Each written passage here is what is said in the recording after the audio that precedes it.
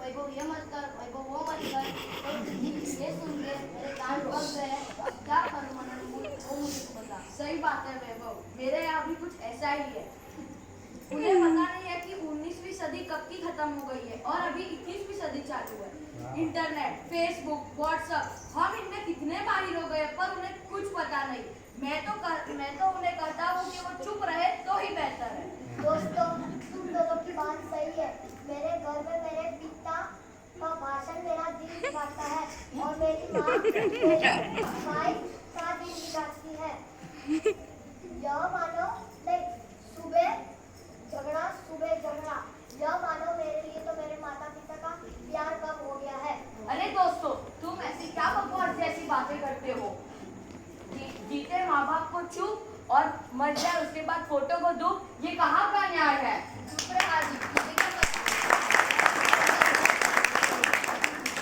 हमारे घर में जब माँ बाप आते, हम 4 भाई में से जब मेरी बारी आती है तब मुझे रोज है ना ये कहते हैं कि यह मत कर, वो मत कर। इसलिए मेरे माता पिता और पिताजी रात को रोज खौ खौ करते करते है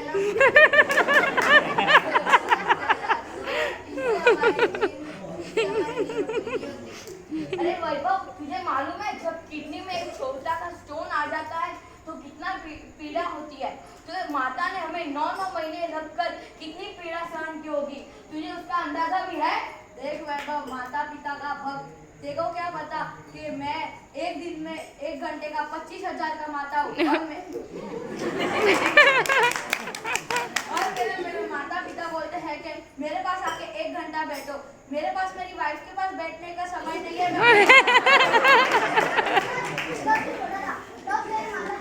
तुझे इतना प्यार दिया, अब तो बड़ा हो चुका है। अब तू उन्हें इतना दुख देगा। जा तेरी माता से पूछ कैसी है माँ, उनका दिल बड़ा।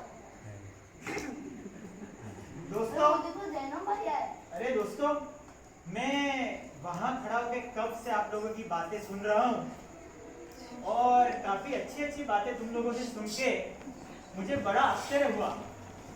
भाई मनन,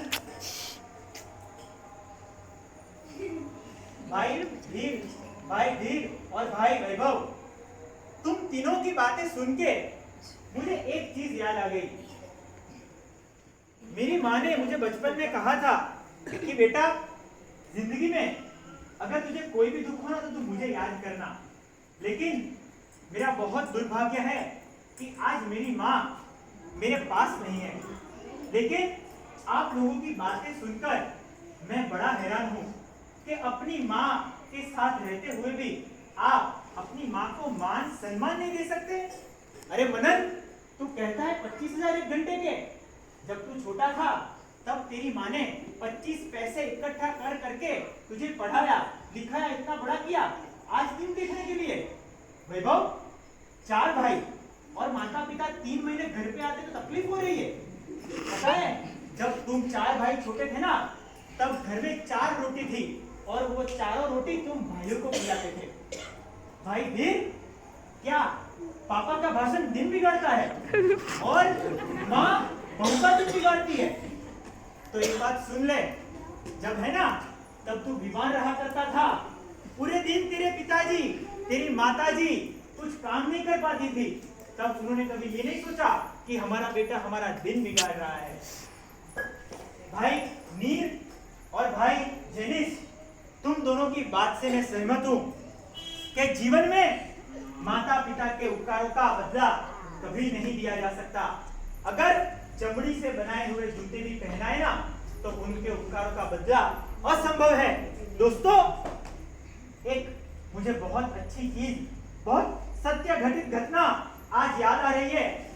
एक नगर में एक राजा ने ऐलान किया कि एक गंभीर बीमारी व्याप्त हो चुकी है और ये गंभीर बीमारी जिनको भी होगी उन सभी को पहाड़ी पे जाके ले जाके खाई में डाल के उसका कत्ल कर दिया जाएगा, क्योंकि वो गंभीर बीमारी और लोगों में व्याप्त ना हो जाए। लेकिन दोस्तों, एक ऐसी ही माँ थी जो तुम सबके पास है और एक ऐसा ही बाप था और उनका एक लड़का था। बाप तो छोटी उम्र में चल बसा, लेकिन माँ ने पाल पोस के लड़के को बड़ा किया, उसको पाला पोसा, पढ़ा के नौकरी के लायक बनाया, लेकिन कम भाग्य से वही भयंकर बीमारी उस माता को लागू हुई और लड़का जैसे राजा का आदेश था उसके हिसाब से कंधे पे बिठा के माँ को उस पहाड़ी के चोटी पे ले जा रहा है खाई में धकेलने के लिए, और खाई में धकेलने की तैयारी है। उस वक्त माता को लड़का सवाल करता है कि माँ तेरी कोई आखिरी ख्वाहिश? और माँ के मुंह से जवाब आया कि मेरे लड़के, मेरे बच्चे, कल से तेरे पास मैं नहीं होंगी, लेकिन कल से तू तेरे जिंदगी के पूरे जिंदगी के सारे दिनों में एक भी बार उड़द की दाल मत खाना। क्या मत खाना? उड़द की दाल। लड़का आश्चर्य में जा पहुंचा, बोला कि मैं माता को मृत्यु शैया पे लाके खड़ा कर रहा हूं और माता को उड़द की दाल की पड़ी है। और माता ने बोला कि मेरे बच्चे, जब जब भी तू उड़द की दाल खाता है और उसके अगले दिन तेरे पेट में भयंकर पीड़ा पैदा होती है और वो पूरे एक हफ्ते तक चलती है, तो कल से मैं तो नहीं होऊंगी, तू कल से उड़द की दाल मत खाना और वो पीड़ा सहन ना करनी पड़े। ये सुन के उस बच्चे ने, उस लड़के ने तुरंत निर्णय किया कि चाहे वो राजा का फरमान हो, चाहे मंत्री का फरमान हो, मुझे गंभीर बीमारी हो वो मुझे मंजूर है, लेकिन मेरी माँ का कत्ल मुझे मंजूर नहीं है। अपने कंधे में बिठाई उस माँ को वो जंगल में लेके जाके अपना पुनर्वसवाट करके उसने पूरी जीवन भर उस रोगिष्ट माता की सेवा की। ना ही उतना बल्कि उस माता की सेवा करते करते उस रोग का निवारण किया और माता के सच्चे आशीर्वाद पाए। अब मुझे बताओ दोस्तों, क्या मानते हो जीवन में कि माता पिता का उपकार क्या चीज है? जैनम भाई, आपने हमें बहुत अच्छी शिक्षा दी।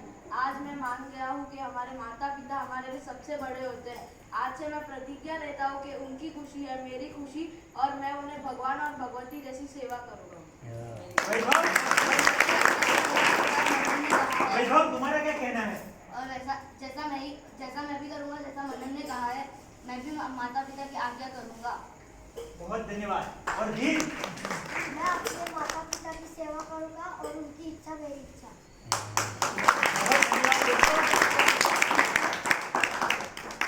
आज मुझे बड़ी खुशी है कि मेरे पास तो माँ नहीं है, लेकिन आप सबके पास जो माता पिता की जो भगवान और भगवती समान है उनकी सेवा की आपने प्रतिज्ञा की है, तो आओ साथ मिलकर उस गीत को याद करते हैं। ये तो सच है कि भगवान